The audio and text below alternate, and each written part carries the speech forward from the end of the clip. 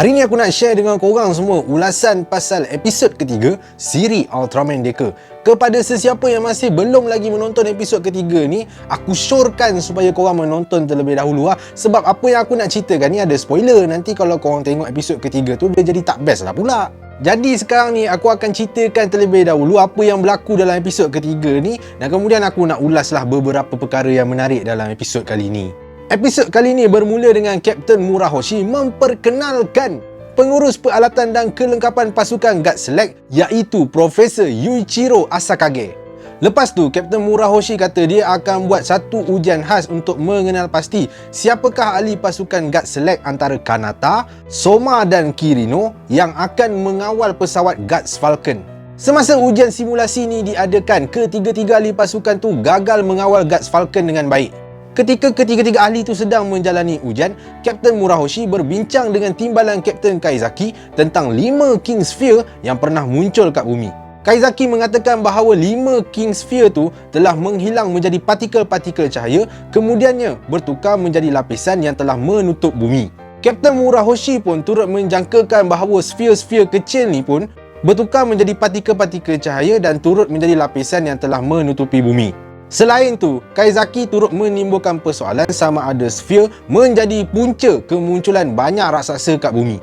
Malah Kaizaki pun ada maklumkan yang ada beberapa orang yang menimbulkan perasaan syak wasangka kepada Ultraman Deca, sebab ada antara orang ni yang dia orang merasakan bahawa Ultraman Deca ni boleh jadi kawan dan juga dia tu adalah musuh bumi. Masa Kanata, Soma dan Kirino sedang berehat, diorang tu berbualah dengan robot yang bernama Hanetu. Hanetu bagi tahu yang dia dan juga pesawat Guardhawk sebenarnya telah dicipta untuk pembangunan kenderaan angkasa lepas tanpa pemandu. Hanetu juga mula dicipta selepas kemunculan kali pertama sphere.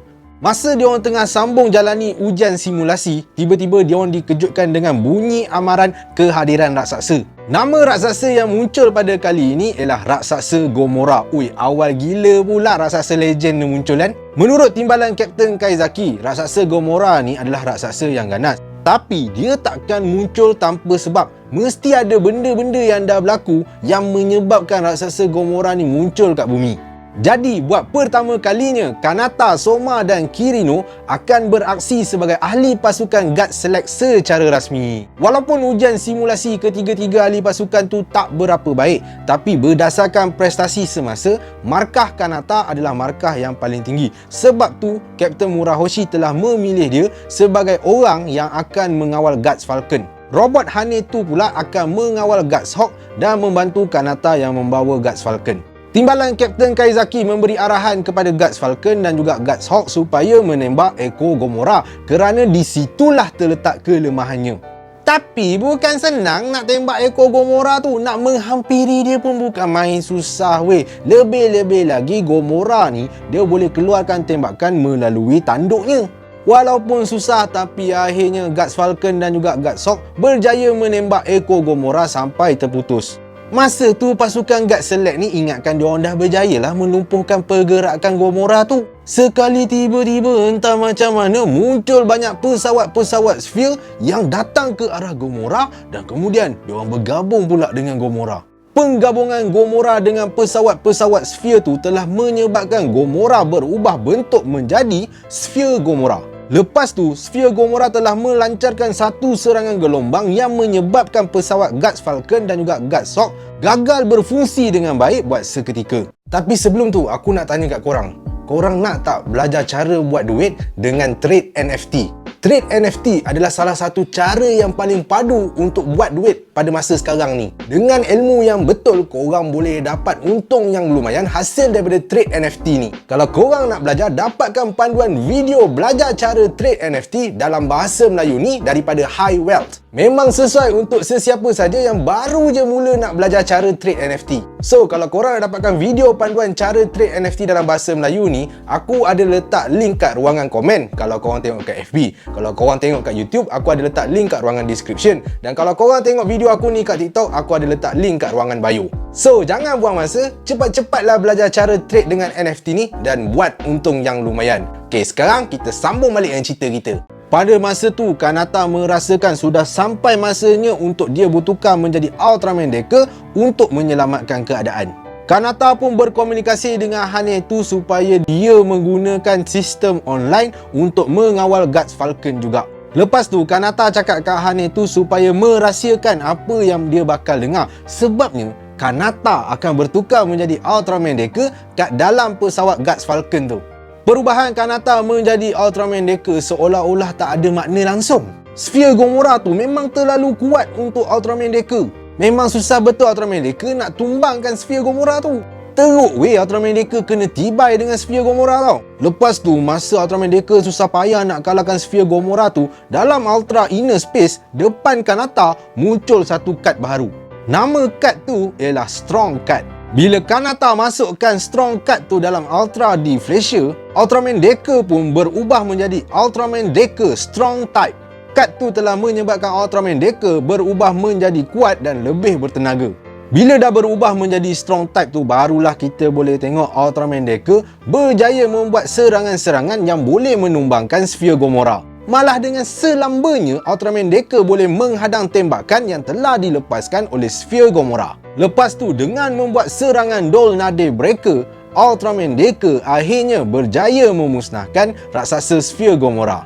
Di akhir episod ketiga ni, kita boleh tengok yang Kanata berterima kasih kepada robot Hanetu sebab tak dedahkan kepada kawan-kawan dia yang lain yang Kanata ni sebenarnya adalah Ultraman Decker. Kanata juga telah memberi nama baharu kepada robot Hanetu supaya senang diingati, di mana nama baharunya ialah Hanejiro. Okey, sekarang ni aku nak ulas sikit lah benda-benda yang menarik yang aku perasan dalam episod yang ketiga ni.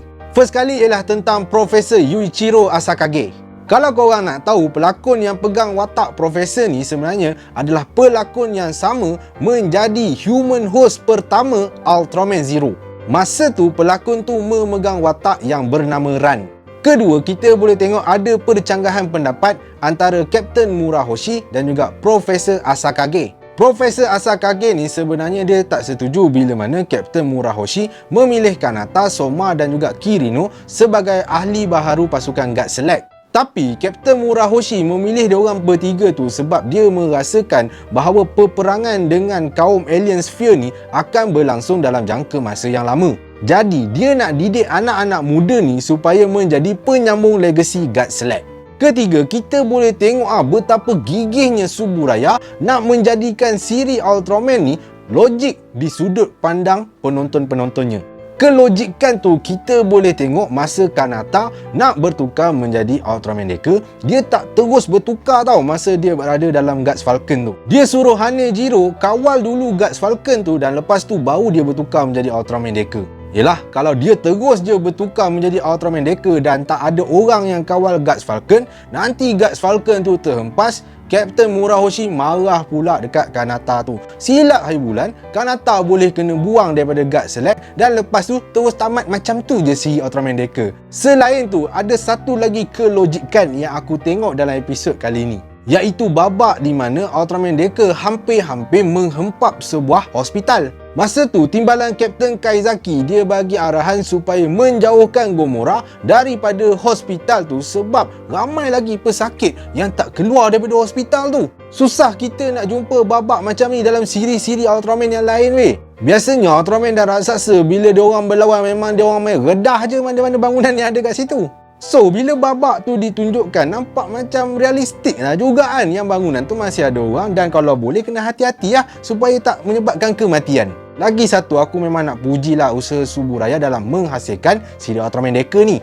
Sebab diorang build up story dari episod 1 sampai episod ketiga ni dalam keadaan yang tak terburu-buru langsung. Suburaya siap tunjuk step by step kot macam mana ahli pasukan Guard Select ni terpilih. Bukan tiba-tiba je terus ambil 2-3 orang, kau ahli Guard Select. Bukan macam tu.